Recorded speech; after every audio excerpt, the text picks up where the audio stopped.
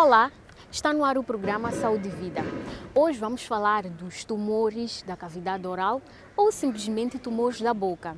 Alguns sintomas, como uma ferida no lábio que não cicatriza há mais de 15 dias, dor ou dificuldade ao engolir, ronquidão prolongada e até o surgimento de caroços na região do pescoço, são alguns sinais que podem indicar a presença de tumores da cabeça e pescoço, que, segundo a Organização Mundial da Saúde, afetam mais de 1,5 milhão de pessoas todos os anos em todo o mundo.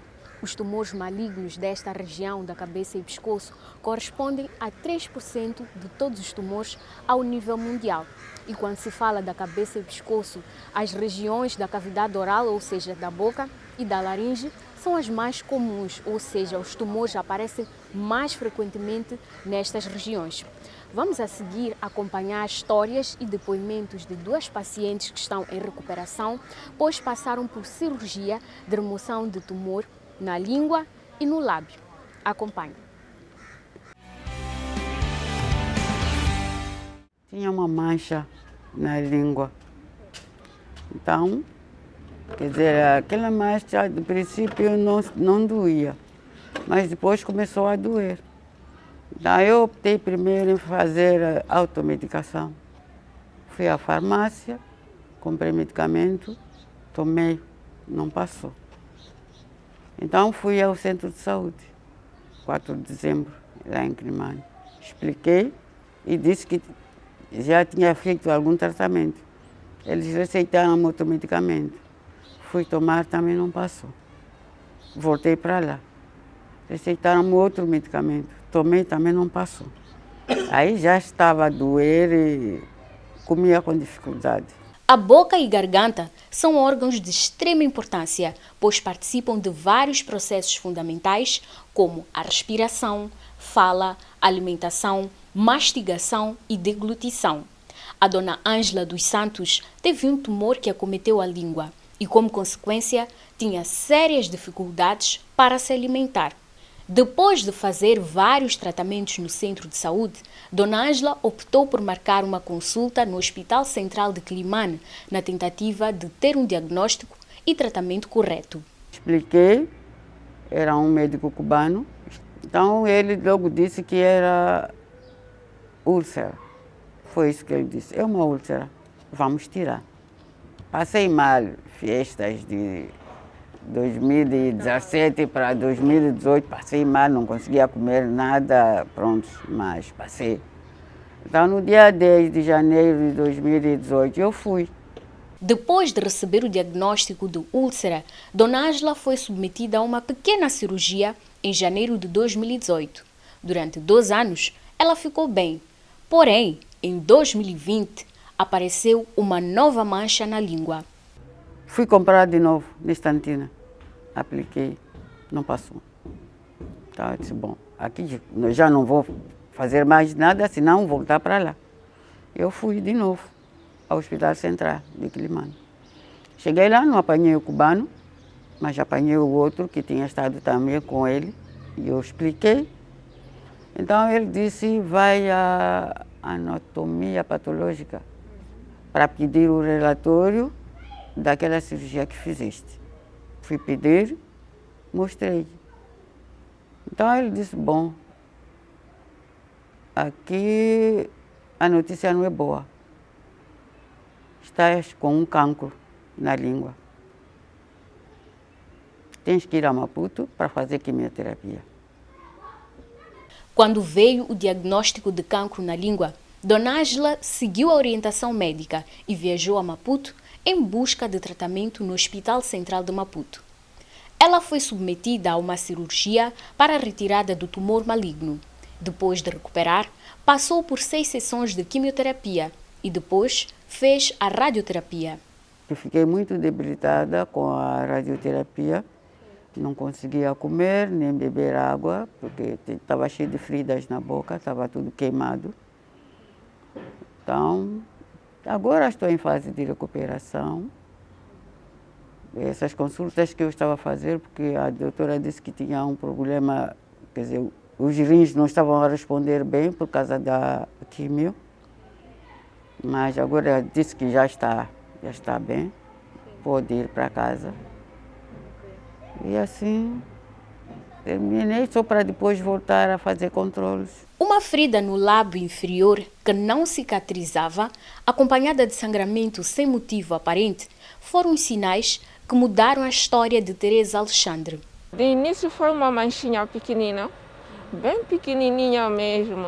Depois abriu e saiu uma ferida, daquelas que as pessoas dizem que é problema de dor de cabeça, febre interna. Então comecei a fazer tratamentos e nunca passava, nunca sarava. Depois disseram que podia ser herpes labial.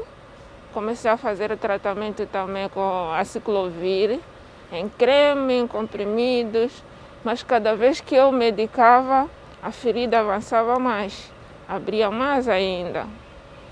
Até que começou a ficar estranha, começou a ter bordas duras.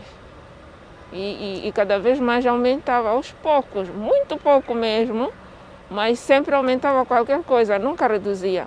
E cada vez que eu aplicava algum creme, ficava mais úmido, né? Dando sinal que não vai cicatrizar, não vai fechar. Foram mais de 2 anos a fazer vários tratamentos. Um dos últimos tratamentos antes da descoberta do cancro foi com a médica dermatologista, que ao se aperceber que a lesão que Teresa tinha no lábio não passava, referiu a paciente para o serviço de otorrinolaringologia para fazer a biópsia. Daí tirou-se a conclusão que era câncer mesmo, era um tumor maligno. E na altura já tinha feito, eu não sei se digo metástase, mas já tinha gânglios já no pescoço, na garganta, né? E daí comecei já o tratamento, que o mais eficaz foi mesmo a cirurgia. A cirurgia foi realizada com sucesso, mas depois foi necessário o apoio de uma equipa multidisciplinar para a recuperação. No primeiro momento, como foi no lábio e garganta e pescoço, né?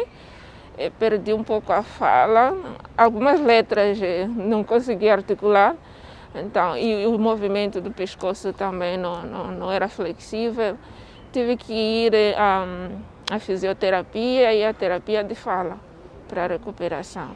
Foi um alívio para mim quando fiz a cirurgia e correu bem, graças a Deus. E depois disso, as dificuldades, eu sabia que qualquer dia vou retomar as minhas atividades.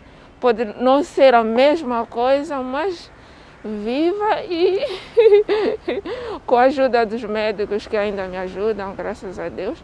Lá na fisioterapia, hoje em dia já consigo comer. Por acaso fiquei alguns meses só a ingerir líquidos, sopas bem líquidas, sumos e águas. Mas hoje já consigo até mastigar. Algumas coisas leves, mastigo, consigo engolir bem. E já falo, apesar de que a voz ainda não sai perfeitamente, mas está melhorando a cada dia que passa.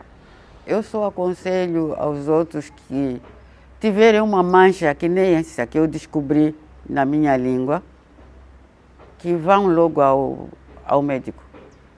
Porque eu primeiro quis me automedicar, então não deu certo. Tem que ir ao médico. Quando eu vim para cá, era uma simples mancha, mas até a cirurgia já não era mancha, era um buraco que eu tinha na língua. Então eu já não conseguia comer nada. Para comer tinha que tomar morfina para não sentir dores. Então, melhor coisa é correr logo ao hospital, antes que a coisa se agrave. Os nossos médicos estão aí dispostos e preparados para nos ajudar, mas nós como pacientes temos uma grande percentagem no resultado dos nos nossos resultados, né? Temos que nos empenhar, nos entregar e confiar também. Bom, o mês de julho é marcado pela passagem do Dia Mundial de Consciencialização e Combate ao Cancro da Cabeça e Pescoço. mais efetivamente no dia 27 de julho. E é por essa razão que hoje no programa Saúde e Vida vamos falar sobre este tipo de cancro, até porque a Organização Mundial da Saúde considera que mais de 70% deste tipo de cancro só é descoberto em estágio avançado, muitas vezes devido à falta de informação. E para esclarecer as nossas dúvidas hoje sobre este assunto, vamos conversar com o Dr. Arquimedes Bambo, é médico otorrinolaringologista. Olá, doutor, mais uma vez, seja bem-vindo ao nosso programa. Muito obrigado pelo convite. Muito bem, doutor. Vamos hoje falar sobre este tema que é bastante pertinente e vamos focar nos tumores da região da cavidade oral, assim é que é. Então, em primeiro lugar, gostava que o doutor nos esclarecesse o que é o tumor da cavidade oral e quais são os sítios mais comuns que aparecem estes tipos de tumor. Bem, dizer que os tumores da cavidade oral são aqueles que localizam-se na boca, que ela inicia na parte externa, nos lábios, até a região de separação para a orofaringe, que é formado pelos pilares e a base da língua. Então, dessa região entre o lábio e essa região que eu disse que termina na parte posterior, nós chamamos de cavidade bucal. Dizer que nessa região quando falamos, o que mais nos preocupa são os tumores malignos. Estes tumores malignos são aqueles que elas iniciam na boca, sim, e têm a capacidade de poder se disseminar para as outras regiões, dentre as quais as regiões mais frequentes é a região do pescoço, pulmão, fígado, ossos e até a região do cérebro.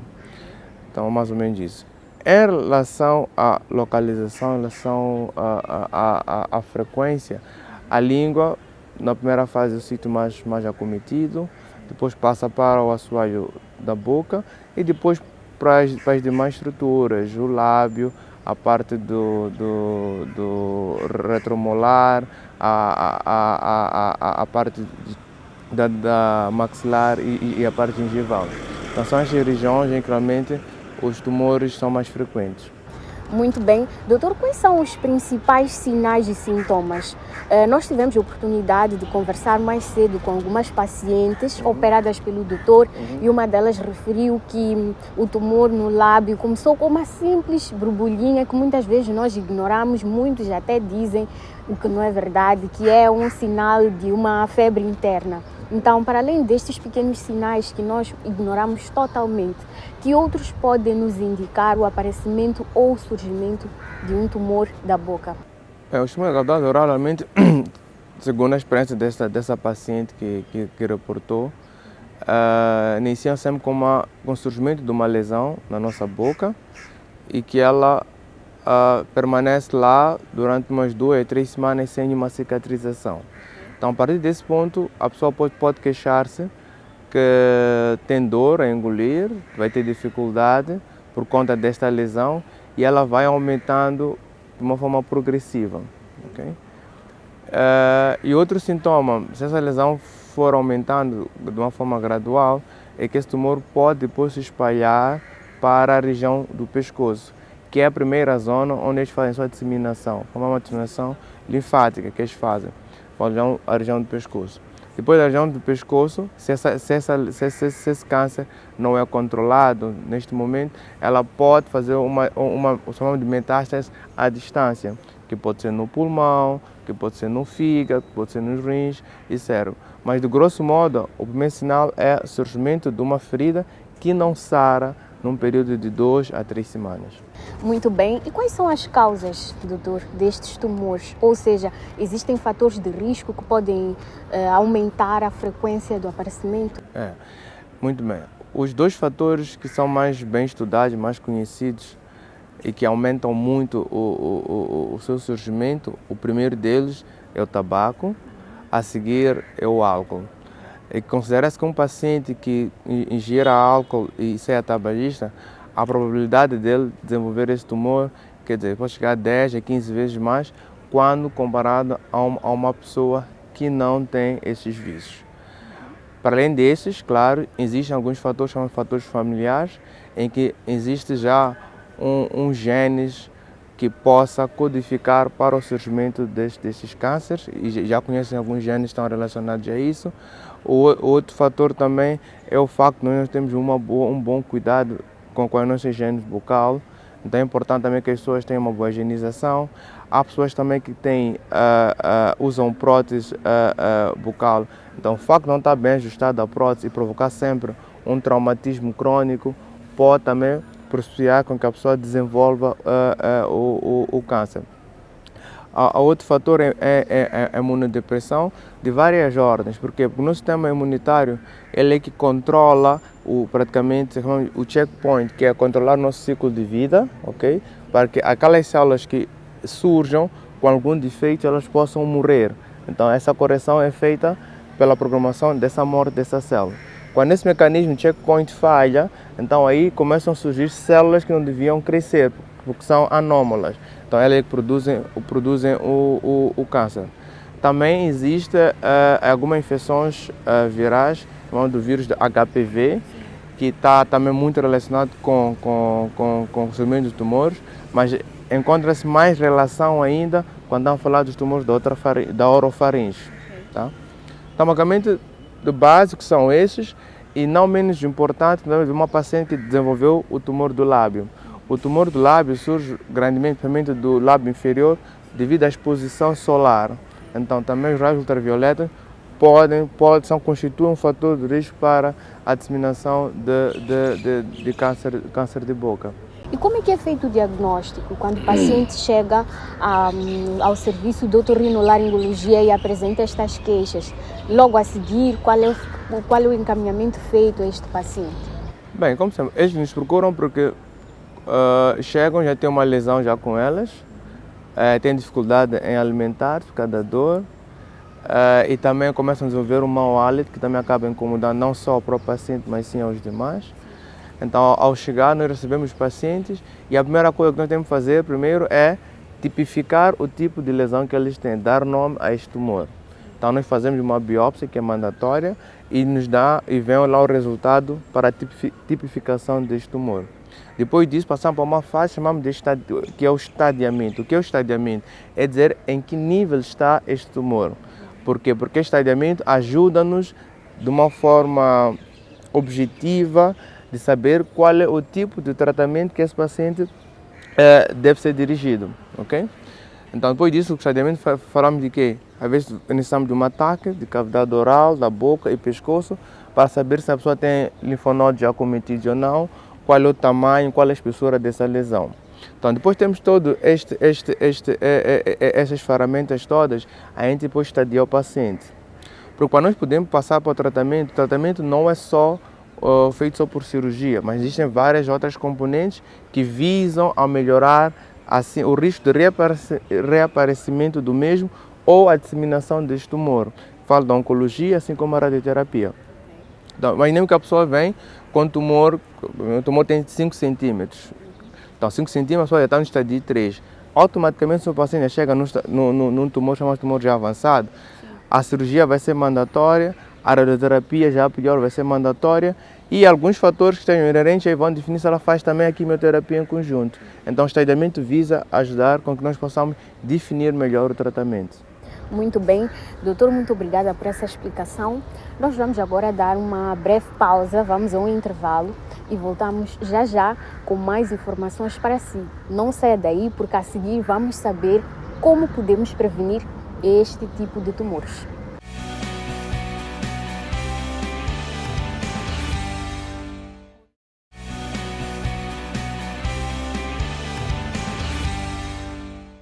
Bem-vindo de volta ao programa Saúde e Vida. Para você que só agora ligou o seu receptor, hoje estamos a falar sobre os tumores da cavidade oral ou simplesmente da boca. Bom, na primeira parte do nosso programa tivemos a oportunidade de aprender alguns sinais e sintomas destes tipos de tumor e o doutor explicou-nos que se você tem uma ferida na boca ou no lábio que dura mais de 15 dias e que não cura, você deve ter atenção e procurar por ajuda no médico. Mas para já nós vamos à rubrica Saiba Mais, esclarecer as dúvidas e perguntas dos nossos telespectadores para aprendermos um pouco mais sobre este assunto.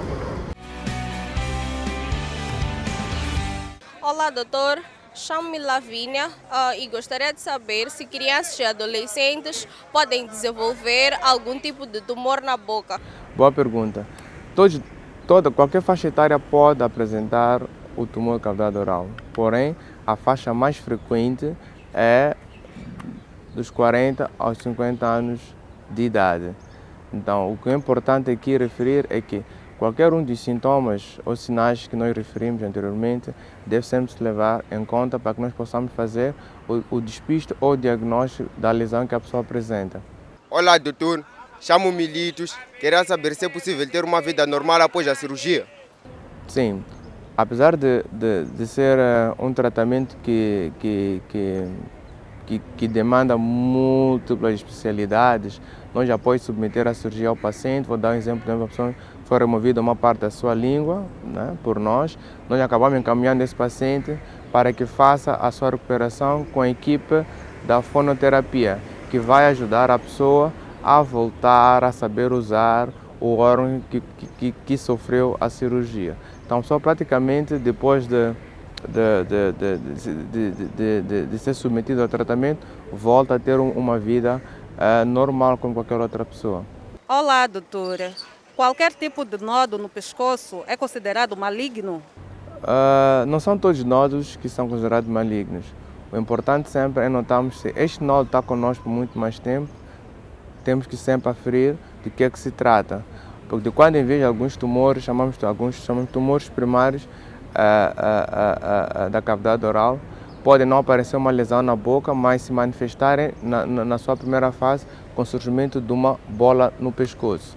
Então, o que a pessoa deve fazer é sempre conduzir a uma unidade sanitária para aferir que tipo de nódulo se trata. Se tratar-se de uma metástase, vamos saber, após a realização que chamamos de uma punção com agulha fina, e vamos definir o que é que se trata. Porque no nosso pescoço, apesar de ser um sítio onde temos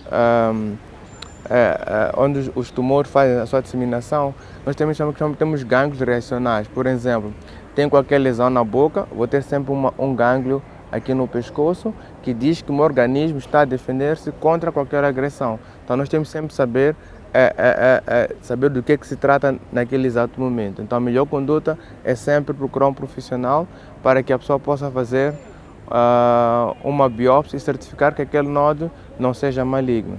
Olá, doutor. Chamo-me Carmen. Gostaria de saber qual é a relação que existe entre o HPV e o cancro da boca. O vírus HPV, como eu havia dito, é um dos fatores de risco que pode levar com que a pessoa possa desenvolver o câncer de boca, principalmente o subtítulo 11 e o 16 e o 18. São dois os tipos que estão muito relacionados com o câncer da boca. Por isso mesmo, mundialmente, alguns países, até aqui em Maputo, em Moçambique, estamos a tentar fazer esforço para que já haja a vacinação das crianças para que possa se prevenir o surgimento de câncer que estejam relacionados com o vírus da HPV. Olá, doutor. Meu nome é Julião. Eu gostaria de saber quais são os cuidados com a alimentação após a cirurgia. Bem, após a cirurgia, se for uma cirurgia, depois cirúrgico imediato, né? Imaginemos que a gente faça uma cirurgia na cavidade oral, então a dieta vai ser uma dieta muito líquida, fria, e é importante que seja uma dieta com muita proteína e com todos os substratos necessários para que ele tenha um bom aporte nutricional. E este lado nós sempre convidamos, ou a parte dos nutricionistas participam, com vista a criar este bom balanço dietético aos nossos pacientes operados. Isto visa em que medida? Se nós temos uma boa nutrição, vamos ter sempre um bom sistema imunitário e também vamos ter sempre uma boa cicatrização após a nossa cirurgia. Bom, para trás, a rubrica Saiba Mais, momento em que os nossos telespectadores também participam do nosso programa, colocando as suas dúvidas e perguntas sobre os diversos temas ligados à nossa saúde que abordamos aqui no programa Saúde e Vida, e hoje, em particular, estamos a falar dos tumores da cavidade oral. Dr. Arquimedes, são instantes finais desta edição do programa Saúde e Vida, mas antes gostava que o doutor falasse em torno da prevenção. como é que nós podemos fazer, como é que aquele telespectador que está do outro lado do receptor pode fazer algumas medidas básicas que podem ser diárias, que podem nos ajudar a evitar o aparecimento destes tipos de tumores.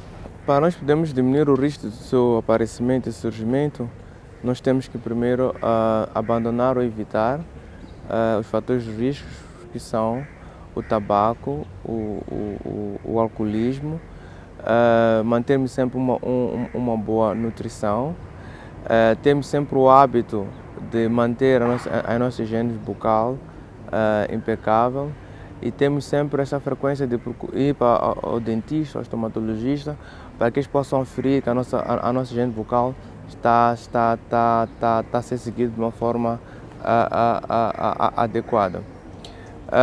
E também, sempre que nós formos ter uma lesão que não sare num período de 2 semanas, procurar sempre um profissional de saúde, pode ser no setor do otorrino. Os estomatologistas também podem, eles observarem, depois endereçarem o paciente para nós. É sempre importante que nós tenhamos o diagnóstico de uma forma precoce, porque para o sucesso do tratamento é fundamental que a pessoa chegue no estadio inicial. Porque se a pessoa chega sempre no estadio mais avançado, para além da complexidade do tratamento, há sempre uma probabilidade de recorrência da pessoa desenvolver ou o câncer voltar quando está em estadio avançado, porque ele já disseminou-se para sítios mais distantes, ou não termos já meios suficientes para que a gente possa tratar o câncer nessa situação. Então, basicamente é isso: uma vida equilibrada, uma vida mais sadia, praticar o desporto, boa alimentação, muita fruta, alimentos verdes, e abandonamos o álcool, assim como o cigarro. Muito bem, em jeito de últimas considerações, doutor, celebramos neste mês de julho, concretamente no dia 27, o Dia Mundial de Consciencialização e Combate a estes tipos de tumores, que são os tumores da cabeça e pescoço. Como médico otorrino, o que é que nos pode dizer em relação a esta data? Essa data é importante porque vem despertar-nos a atenção em relação da existência deste mal, que infelizmente a gente negligencia muito, mas estamos a ter vários casos e infelizmente os nossos utentes acabam chegando num estadio muito avançado. Isso nos preocupa muito. Então eu peço que os demais que forem ver o programa possam levar essa informação para as demais pessoas, para que nós possamos fazer o diagnóstico precoce e juntos possamos lutar contra o câncer. Muito bem. E uma outra coisa, doutor, que podemos dizer que atrasa muitas vezes o diagnóstico ou faz com que os pacientes cheguem ao serviço do otorrino um bocadinho tarde, é a automedicação. Muitas vezes temos tendência de sair uma borbulhinha, saiu algo estranho, corremos, vamos a uma farmácia e a doença vai se alastrando e nós só chegamos ao médico enquanto a doença já está em um estágio muito avançado. Então, que recomendações é que o doutor pode nos deixar em relação aos perigos da automedicação que muitas vezes tem sido prática pelos nossos telespectadores? Bem, é saber que sempre, normalmente, como havia dito, a pessoa, quando tem essa lesão, cursa com dor, provavelmente a pessoa vai à farmácia à busca do analgésico para poder amenizar a sua dor. Mas o que a pessoa deve sempre reter aqui em sua mente é que se esta lesão não consegue sarar ou não mostra melhorias num período de 15 dias ou 2 semanas, a melhor conduta a fazer não é ir à farmácia, mas sim dirigir-se a uma unidade sanitária para que nós possamos fazer a avaliação adequada e a melhor conduta para o paciente. Muito obrigada, doutora Arquimedes, pela sua presença, participação e colaboração, acima de tudo, com o programa Saúde e Vida. A nossa missão é levar informação real para os nossos telespectadores e, claro, contamos sempre com a presença de profissionais da área de saúde. O doutor Arquimedes sempre se mostrou disponível em ajudar-nos a aumentar os nossos conhecimentos. Então, vai o nosso muito obrigado. Muito obrigado pelo convite mais uma vez. Bom, chegamos ao fim desta edição do programa Saúde e Vida. Espero que a partir de hoje você, querido amigo telespectador, preste mais atenção aos problemas ou alguns sinais e sintomas que possam surgir e que possam indicar o aparecimento de algum tumor da cavidade oral e que cuide sempre da sua saúde. Já sabe que pode continuar em contato conosco através das redes sociais. Nós estamos no Facebook, no YouTube e também no nosso grupo do WhatsApp. Tchau, tchau e até a próxima.